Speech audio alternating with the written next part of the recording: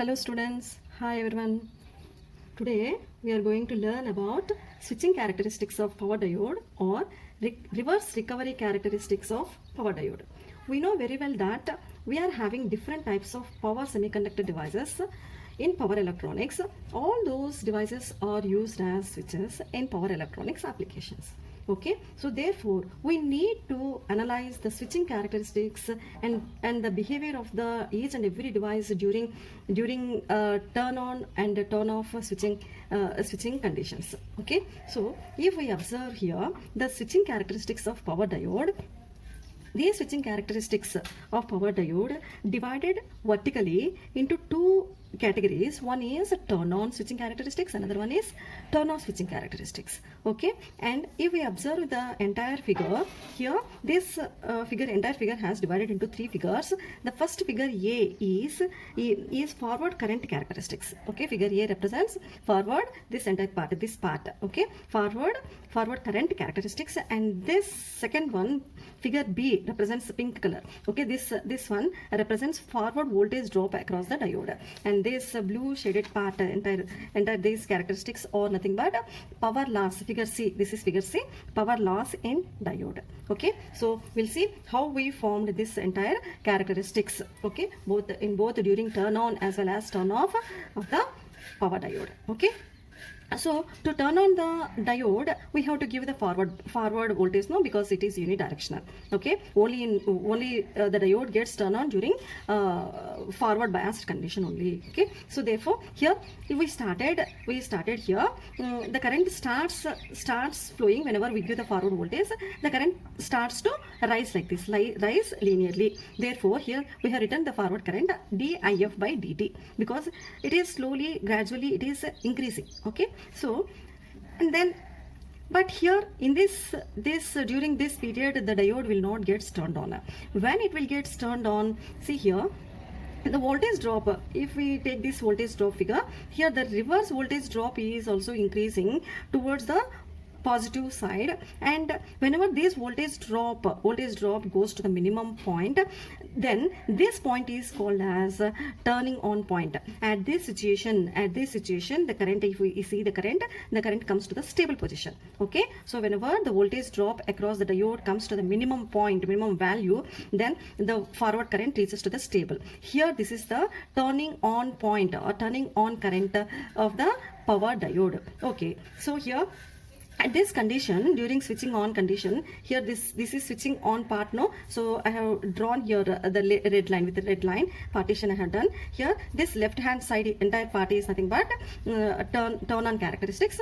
Therefore during this period the power loss, if we see the power loss is the product of current and voltage drop. Okay, so here the negative voltage drop is there, here it is 0. Therefore it is we can see here negative part, mostly very little negative power we can see.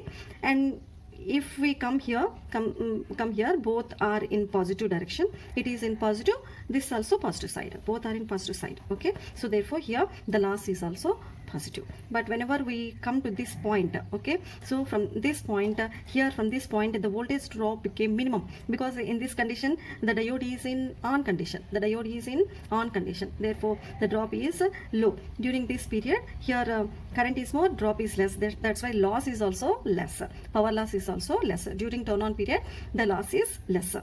And this, after turning on, we have to make it turns off. The diode should comes to the turn off position, So here for getting off also, it will not it never gets turned off immediately or suddenly, because we have to remove the storage charge carriers in all the layers, because the diode is in very big size, so we have to remove the entire storage charge carriers in the layers as well as in depletion layer, in outer layers as well as in the middle layer. Okay, so therefore here the current is going down. Okay, so it is decreasing, forward current is decreasing, and it comes to the 0 position.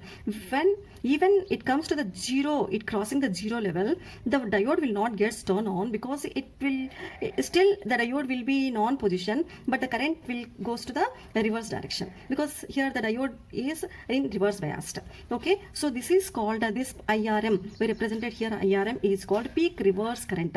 Peak reverse current. Okay, and here this reverse current, when it reaches to the 0 point, then diode gets turned off. Okay, so here it will not turns off, here the diode gets turned off. Here the diode still it is in on in reverse direction, reverse current is passing through the diode. Okay, so that's why whenever it reaches to the 0 position, again here the diode gets turned on. So if we observe here these characteristics, shaded part. Okay, shaded part is called as reverse recovery characteristics, and the time in reverse recovery characteristics is called as reverse recovery time.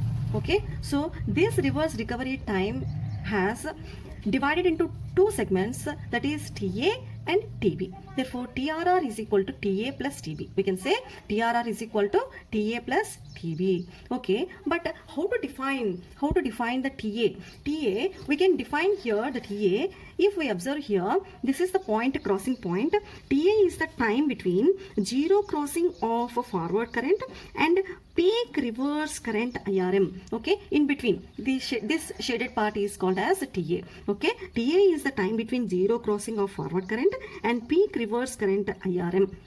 Okay, so here during TA, charge stored in depletion region is removed. Depletion region means middle layer, N minus layer. Okay, so during TA, charge stored in depletion region is removed during this time period. Okay, so here the charge removed from depletion region. Okay, so here if we come to this part, orange color shaded part, this is called TB. TB is measured from IRM to IRM. This is IRM, no? IRM to 0.25 IRM. That means 25. Whenever this reverse current reaches to the 25% of IRM, this point, I mean this point to this point or this point to this point is called TB. Okay, so during this TB, charge carriers from two semiconductor layers is removed. Two semiconductor layers means P plus layer, outer layers of the power diode, P plus layer as well as N plus layer. Okay, so like that during TA and TB, the entire charge, storage charge can be removed. Okay, so this therefore we can say that this entire shaded area is called storage charge.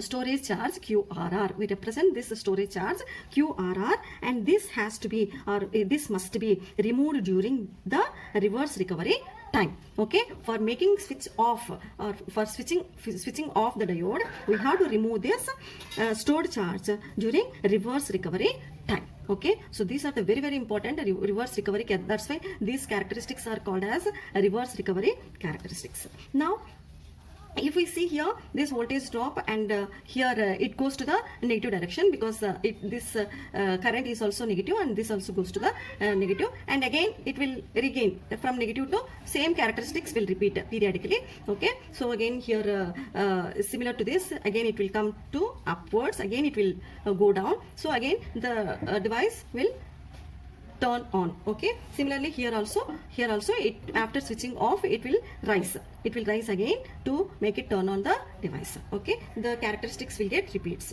Next, here if we observe, the power loss is more during TB time. Okay, power loss is more, very high power loss we can observe during TB. Okay, TB time. Okay, now these are the very typical characteristics, and here we have to calculate the reverse recovery time.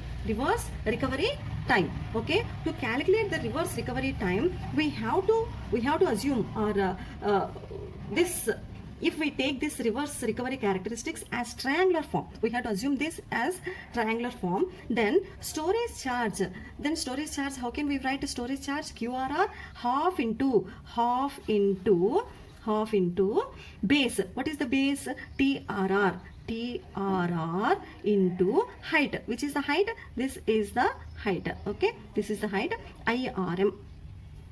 This is what? QRR.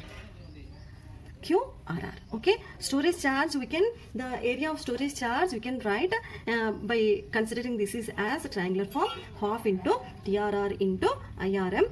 Okay, so here if we calculate, to calculate the TRR, here storage charge,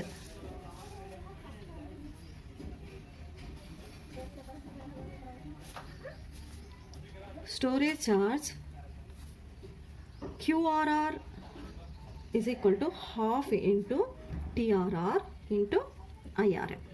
Okay, now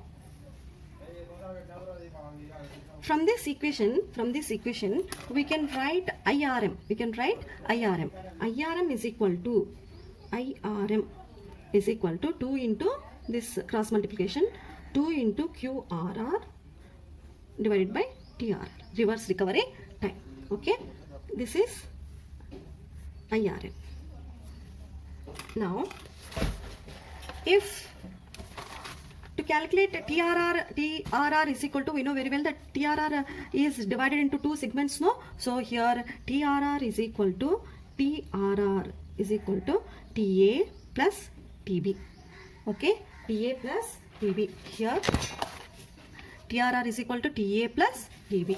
Okay, so now IRM, how to calculate IRM? IRM is equal to, see here, this is IRM, no? IRM is equal to, this is rate of change of current DI by dt, okay, into TA. IRM is equal to TA into DI by dt. This is slope, okay, DI by dt into TA. Therefore, IRM is equal to TA into DI by dt. Okay. Now, let us take, this is equation 1 and this is equation 2. Now, if I observe here, the softness factor, this is from this figure, we can calculate the softness factor. Here, TA plus TB is equal to TRR and softness factor S is equal to ratio of TB by TA. What is the softness factor? Ratio of TB by TA. Okay. So when S is equal to 1, S softness, it is called as softness recovery diode, and when S is equal to 0, it is called snappy or fast recovery diode. Okay. When S is equal to 0, it is called snappy or fast recovery diode. Therefore, here we know that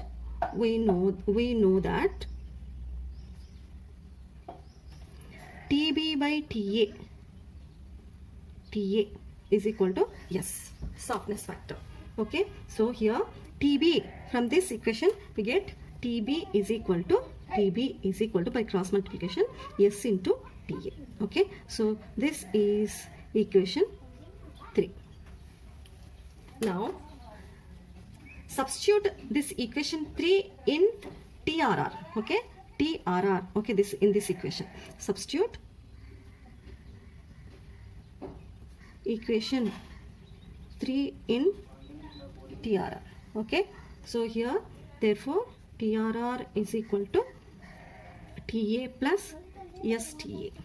Okay, STA, because TB is equal to STA, no, we substituted here. Therefore TRR is equal to TA, take TA out, 1 plus S. Okay, so considering softness factor, here I am assuming and I am considering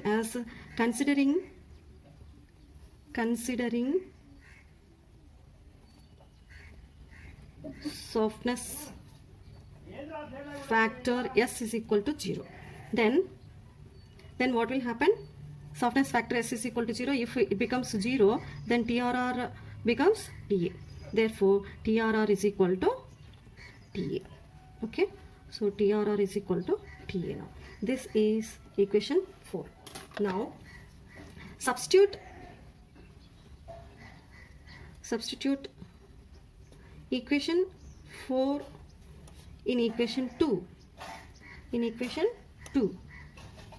Therefore IRM is equal to TRR DI by dt. Because the TA is equal to TRR now, by substituting this we get this equation. This equation is 5. Now by equating equation 1 and 5, equating equation 1 and 5. See here equation 2QRR. What is IRM here? Here IRM is equation in equation 1. IRM is equal to 2QRR by TRR. Okay, that I'm going to write now. 2QRR by TRR. And what is the equation here for IRM is equal to TRR di by dt. Now here by cross multiplying we'll get TRR square is equal to 2QRR by di by dt. Okay, so here whenever we write here we need only TRR, no? So TRR is equal to, we can write 2QRR by di by dt square root. Okay.